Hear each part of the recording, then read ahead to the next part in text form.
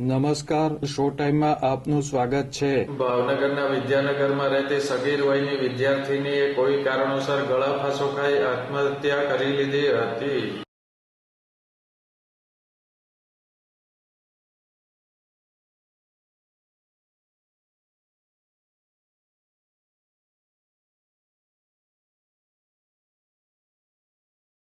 વિદ્યાનગર ગાંધી કોલોનીમાં રહેતી સગીર વયની વિદ્યાર્થીની જાહ્નવીબેન લક્ષ્મણભાઈ અણજારાએ તેના ઘરે કોઈ કારણોસર ગળા ફાંસો ખાઈ આત્મહત્યા કરી લીધી હતી.